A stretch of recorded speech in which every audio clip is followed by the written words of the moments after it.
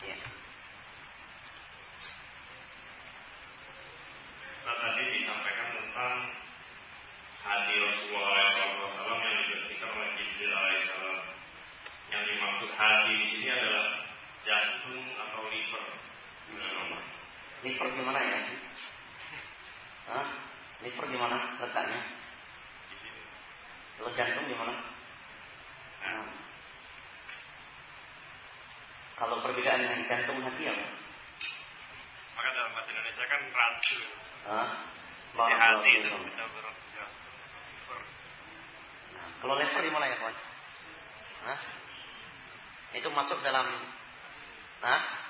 lebih. Nah, kalau ini apa ini? Qalbun.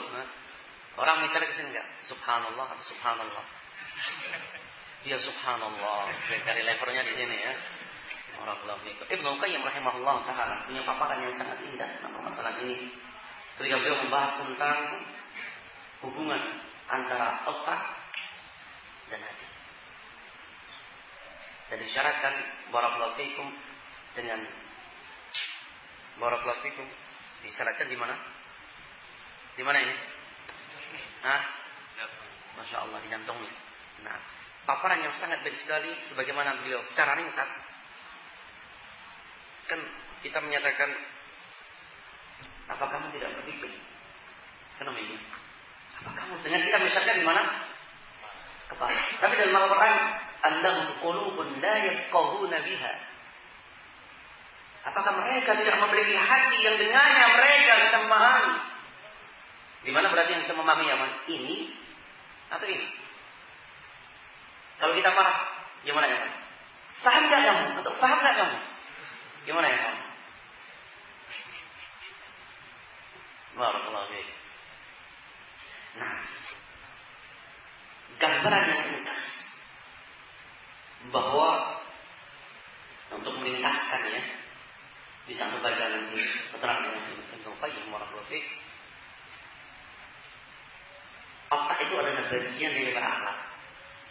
Otak itu bagian daripada apa? Tidak semua yang memiliki otak itu bisa berpikir.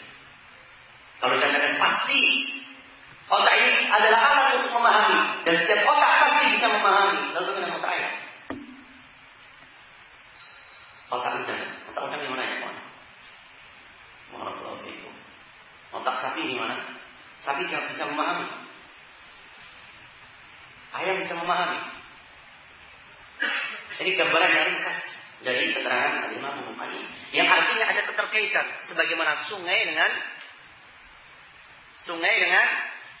laut. Sungai dengan laut. Subhanallah. Makanya bagi seorang yang beriman kepada Allah Subhanahu wa taala yang sifatnya tentunya sangat berkaitan dengan sesuatu yang sifatnya batin, sekali saya ulangi, bagi seorang muslim dalam merasakan sesuatu yang sifatnya batin itu sudah sangat berkaitan dengan apa atau dengan interaksi dia dengan agama Allah Subhanahu wa taala.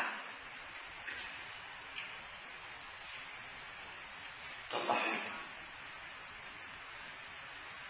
ketika seorang mendapatkan permasalahan yang sifatnya duniawi, tidak teringat taklim tadi siang, dia mendapatkan sebuah problem dalam perjalanan kehidupannya.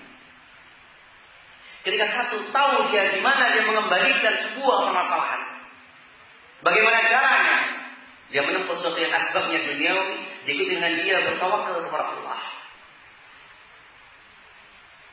maka hatinya akan tenang. Hatinya akan tenang.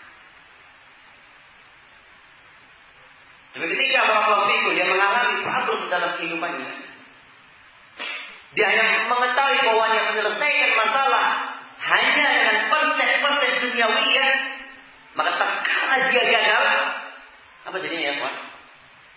Gila, stres. Walaupun masih dia bisa berhitung matematika, kenapa? Ada apa? Otaknya mungkin secara takaran kehidupan manusia, tapi hatinya yang sifatnya maknawi. Subhanallah. Mungkin dia bisa bunuh diri. Sebagaimana banyak orang yang bunuh diri karena sahamnya apa? Gagal awalnya. Dan bagi orang yang beriman ketika dia melangkah, gagal dia, tapi tetapi dia telah bertawakal kepada Allah. Dia ridho dengan ketentuan Allah. Dia sabar. Bahkan kelak Allah Subhanahu wa taala akan memberikan kemenangan dari kesabaran terhadap kegagalan yang dia dapatkan. Maka Allah selalu ingatkan, inna ma'al usri yusra. Dan tentunya barakallahu fikum, sesuatu yang sifatnya maknawi, jangan antum ukur dengan sesuatu yang sifatnya apa? Zahir. Bagaimana yang sifatnya zahir? Ini kan hati ya. Barakallahu fikum. Ini hati-hati, kita katakan demikian. Nah, kalau kita pukul barakallahu fikum, nah, kita pukul, kita kan stres kan? Stres enggak ya, Pak? Hati kan maknawi, barakallahu fikum. Apa yang ada dalam hati kita? Bagaimana cara kerjanya Allah yang Maha mengetahui. Kita hanya mungkin tahu tentang peredaran darah, bagaimana demikian. Itu yang zahir. Yang kalau kita pukul, memang yang sakitnya apa ya, kawan? Fisik. Kalau kita pukul demikian, yang sakit memang sifatnya fisik. Tapi kalau hati kita nggak tersentuh dengan pukulan yang seperti itu. Dan ketika sesuatu pikiran kita yang sifatnya makna terkena dengan benturan, jangan terkena benturan, mohon maaf. Seorang yang sebagai kata Rasulullah SAW yang terbebani dengan hutang. Dikatakan Rasulullah SAW, malam yang tidak nyaman, siang yang penuh dengan gundah gulana. Itu orang yang terangkan. Mengenai apa ya kawan? Mengenai hatinya. Malam dia tidak merasakan kenyamanan, siang dia gundah gulana. Barakallahu fiikum. Makanya takaran yang sifatnya maknawi yang berkaitan dengan sesuatu yang sifatnya batin, kita selaraskan dengan apa yang Allah sebutkan dalam Al-Quran. Bagaimana kita menjaganya? Sebenarnya dalam hadis dikatakan bahwa Al-Quran itu asyaddu tilatan minal ibli, bahwa hilangnya hafalan Al-Quran itu lebih cepat daripada seekor onta yang terlepas dari apa? Tambatannya. Di antara sebab kenapa cepat atau hafalan cepat hilang, sebab kata Imam Muqir ketika menasihatkan kepada Imam Syafi'i rahimahullah ta'ala dengan menyatakan apa? Nah, al-ilmu nur, wa nurullah la yu'ta lil-'asi. Artinya sangat sulit antum barakallahu fikum, hatta antum memiliki kecerdasan IP yang umpamanya sampai sempurna 4, tapi antum menghafal Quran di tempat senam tidak akan bisa. Kenapa? Kemaksiatan tidak akan bisa bercampur dengan kebaikan. Sampai dikatakan oleh Al-Imam Ibnu Qayyim rahimahullah ta'ala, walaupun dia membaca Al-Quran, tapi ketika dia menghidupi atau dia hidup setiap harinya dengan tanpa pernah mengosongkan daripada menyanyi, maka tidak akan memiliki hukum dan tidak akan ada kecintaan sama sekali kepada Al-Quran. Sampai dikatakan beliau dalam dunianya, wa hubbul Qur'ani wal alhani la yajtami'an. Cinta Quran dan cinta lagu-lagu itu tidak akan bisa berkumpul bagi diri seorang muslim. Tidak akan mungkin. Makanya akhwati rahimakumullah,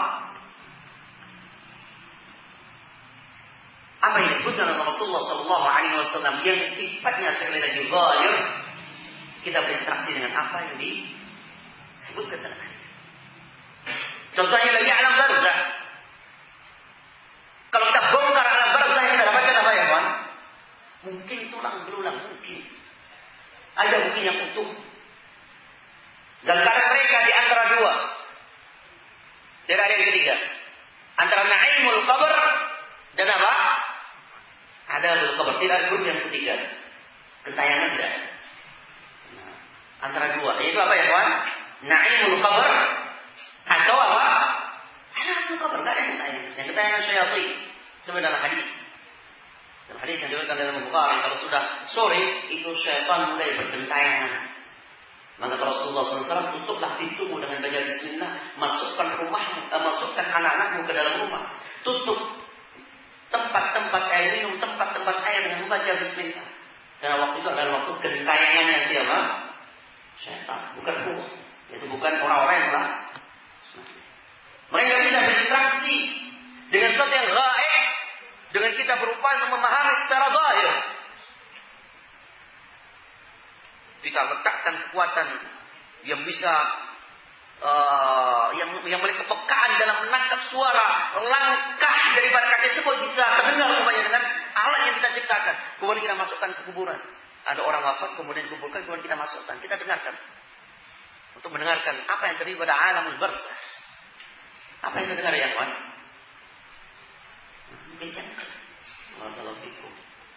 Alam sebenarnya. Demikian pula yang berkaitan dengan suatu yang sifatnya batin. Kita berinteraksi dengan apa yang sudah Allah kabarkan dalam Al-Quran. Apa yang menenangkan. Apa yang membahagiakan. Apa yang menjadikan damai. Itu yang kita tempuh. Itu yang kita tempuh. Makanya sekalian sebagai bukti bahwa perkara yang sifatnya batin harus diselaraskan dengan bimbingan Allah SWT.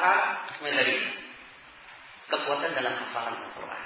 Makanya Imam Malik pernah berkata kepada Imam Syafi'i, sesungguhnya aku telah melihat Allah telah melebihkan dirimu, telah melebihkan kamu dengan ilmu. Dan janganlah engkau padamkan, fala tusfi'u, janganlah engkau sekali padamkan dengan kemaksiatan. Makanya subhanallah, hafalan Al-Quran kadang-kadang mungkin kita memiliki kemampuan cepat untuk menghafal. 1 jam kita bisa menghafal berapa? Kalau kebiasaan, kalau orang kuliah mungkin kalau kuliah di Libya kadang-kadang kejar untuk setoran hafalan. Kadang-kadang 1 hari dia bisa menentukan murojaah 1 juz. Tapi selesai tes apa? Nah, sama sekali nggak paham. Nah, bagaimana akan bertahan selesai tes? Masuknya ke mana? Masya Allah. Umpamanya, barakallahu fiikum. Baik. Pokok. Nah.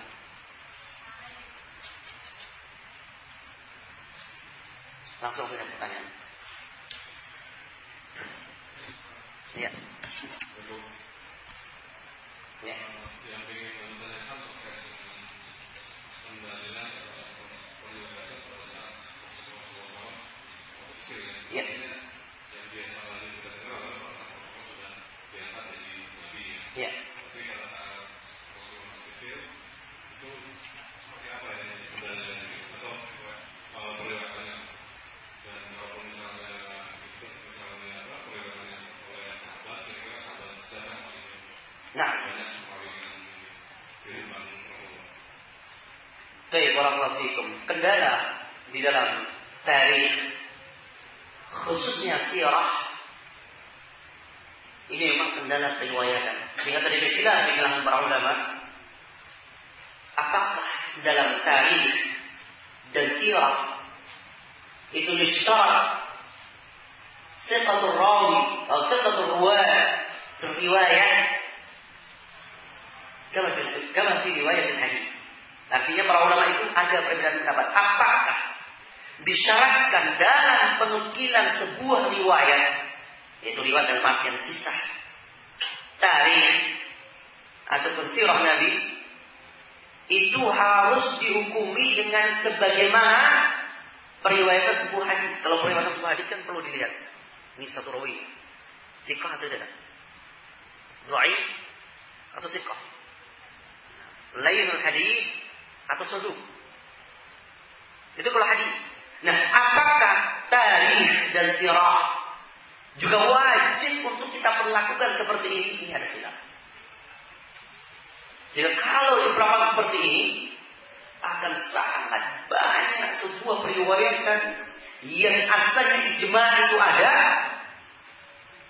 tapi karena periwayatannya adalah orang-orang yang bukan muslim dan terjadi sebelum masa Islam, itu akan tertolak.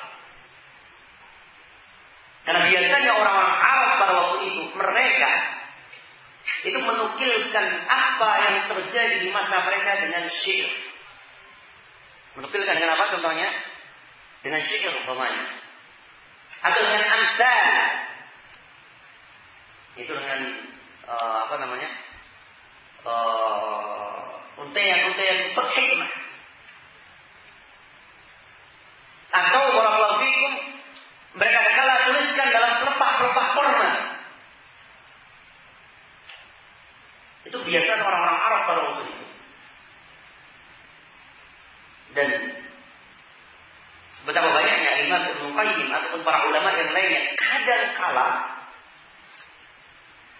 menggunakan bentuk periwayatan dalam tentunya istidlal dalam permasalahan syair dengan menggunakan syair daripada atau syair maksudnya syair ya. Syair itu syair, puisi. Dia ada tidak puisi saja, ada bergambarnya dengan menggunakan syair. Di sana ada nazar, ada hijab dan yang lainnya. Tapi yang intinya syair. Itu bagaimana atau sangat banyak yang menukilkan daripada syair-syair yang diucapkan oleh orang-orang yang sebelum masuk Islam. Umpamanya ada mu'allaqatus sab'ah umpamanya. Itu jauh sebelum masa Islam. Mu'allaqatus sab'ah. Syair yang paling top. Nah, kemudian apakah disyaratkan? Apakah betul yang ungkapan daripada Qais bin Amr umpamanya? Kan enggak ada riwayatnya. Nah, ini yang jadi permasalahan. Kembali kepada tadi bahwa ada sebagian kejadian di masa sebelum diangkatnya Rasulullah SAW itu diriwayatkan tentunya oleh sebagian para sahabat yang pernah melihat secara langsung sebelum masuk Islam. Sebanyak kisah-kisah yang terjadi, umpamanya sebanyak akan kita baca insyaallah nanti tentang beberapa kejadian yang memang juga para sahabat yang lainnya melihat. Di situ juga ada Abu Bakar yang mengikuti. Di sana juga ada Utsman dan sebagian para sahabat yang lainnya. Nah, maka di sini barakallahu fikum yang berkaitan dengan tarikh ini memang terjadi silang pendapat yang cukup kuat. Kalau Syekh masyhur Hasan Salman, sehingga saya dengan menukilkan dari Sya'bani mensyaratkan sihhatul riwayat di tarikh, mensyaratkan sihhatnya atau sahihnya periwayatan dalam tarikh atau sirah. Para ulama yang lainnya menyatakan tidak mensyaratkan dalam perkara-perkara yang di situ mutawatir secara akhbar. Mutawatir secara akhbar. Contohnya kisah dibunuhnya siapa? Ma'bad al-Juhani, disembelihnya di hari apa? Hari Idul Adha, yang mana berdiri khalifah pada waktu itu setelah sholat Idul Adha dan setelah khutbah maka dia berdiri di tengah-tengah kaum muslimin, pulanglah kalian ke rumah-rumahmu dan sembelihlah korbanmu dan aku akan menyembelih korbanku. Maka beliau turun kemudian menyembelih apa? Siapa? Ma'bad al-Juhani. Kisah ini ma'ruf, mutawatir. Tetapi dari sisi periwayatan sebagian ulama melemahkan. Saya menganggap kisah ini tidak ada. Tapi dari sisi akhbar itu dari turun-temurun kisah dari kalangan para ulama. Ini sampai kepada sepulan, ini sampai kepada sepulan yang sifatnya mutawatir di kebanyakan kaum muslimin, mereka mengisahkan kejadian itu. Nah, makanya sebagian para ulama menyatakan boleh mengambil kisah ini. Tapi sebagian para ulama di antaranya dalam kitabnya Syekh masyhur oleh salah itu Qasasun la tathbut, kisah-kisah yang tidak tarik dan menyatakan kisah dhaif karena rawinya dhaif sehingga tidak bisa diterima. Ini memang menjadi tadi silang pendapat. Nah, terlebih lagi kisah yang terjadi di masa kecilnya Rasulullah SAW. Maka sebagian para ulama menukilkan sesuatu yang sifatnya mutawatir itu terjadi dan disepakati. Secara akhbar terjadi betul-betul secara akhbar itu mutawatir. Sebagaimana kisahnya barakallahu fikum, kisahnya yang akan kita baca nanti perang Hujjah. Atau kisah beberapa peperangan yang itu memang seluruh orang-orang Arab pada waktu itu mereka mengikuti kejadian ini. Mengikuti kejadian itu.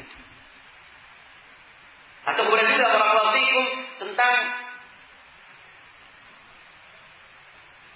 dibawanya Rasulullah Shallallahu Alaihi Wasallam ke perkampungan atau ke pedusunan, dibawa kepada siapa? Halimah untuk disusui. Ini juga merupakan hal yang mutawatir, disepakati. Terlebih lagi Halimah mendapatkan masa apa? Risalah, yaitu mendapatkan masa dakwah Rasulullah Shallallahu Alaihi Wasallam dan beriman. Sebagai berimannya para sahabat yang lainnya, Ummu Aiman dan yang lainnya. Sehingga ini tentunya semakin menguatkan. Makanya, subhanallah, Syekh Safiyur Rahman Mubarak Al-Quri di sini beliau hanya menukilkan riwayat-riwayat yang memang itu kuat dan menurut pandangan beliau dari sisi periwayatan diterima oleh jumhur di kalangan para ulama. Karena memang banyak, kalau kita lihat namanya Sirah Ibn Syam yang tebal, itu banyak kisah. Tetapi kadang-kala kisah yang disebutkan perawinya adalah dhaif. Maka subhanallah beliau bergerak untuk memilih dan memilah kisah-kisah yang sifatnya tabi' dan ada riwayatnya dan dikuatkan oleh Rasulullah setelah beliau menjadi nabi, dan juga kisah-kisah yang sifatnya mutawatir terjadi akhbaran, pemberitaan yang terjadi secara turun-temurun dan tidak ada yang mengingkari di kalangan para ulama. Makanya di sini kitab ini kita katakan kalau secara sirah Nabi ini kitab yang subhanallah ringkas, padat. Karena pada kitab-kitab sirah yang lain panjang. Jadi tentunya banyak kisah-kisah yang didasari dengan riwayat yang dhaif. Oleh sebab itu dari awal kita bergerak untuk membacakan kitab ini dan kita fiqh dengan rawi yang menuliskan dan juga orang rawi tentunya kita menggabungkan dengan beberapa kitab yang lainnya. Kita baca umpamanya kitab Sahih Sirah yang dipilahkan oleh Syekh Albani rahimahullah, tapi sayang belum selesai. Ada kitab yang sudah diterjemahkan, Sahih Sirah An-Nabawiyah, yaitu riwayat yang sahih yang berkaitan tentang kenabian Rasulullah Sallallahu Alaihi Wasallam. Dipilahkan oleh Syekh Albani dari masa lahirnya, masa yang barakallahu fikum memiliki kesamaan dengan kitab ini. Walaupun tidak secara menurut. Karena pada Allah Syekh Albani ketika wafatnya beliau belum menuntaskan, subhanallah, proyek yang sangat besar dan sangat banyak karya-karya beliau yang belum terselesaikan. Hadirin rahimani wa rahimakumullah, ringkas kata, insyaallah dalam pembacaan kita dari kitab ini kita memang tidak membaca harfan itu secara huruf per huruf, tapi kita nukilkan secara langsung dan kita juga tambahkan dari beberapa kitab yang lainnya, dan kemudian kita mengambil fawaid yang berkaitan dengan sirah yang semoga bisa diterapkan dalam kehidupan kita, dan lebih tentunya barakallahu fikum akan lebih mudah dan lebih sempurna lagi tentunya ketika kita masuk yang berkaitan dengan kisah setelah kenabian Rasulullah Sallallahu Alaihi Wasallam. Dan di sini pun subhanallah yang berkaitan tentang kisah-kisah sebelum masa diangkatnya beliau sebagai seorang nabi itu cuma subhanallah sekitar 5 lembar. Kalau kita melihat kitab yang lainnya mungkin sampai sebelum diangkatnya belum menjadi nabi mungkin sampai sini.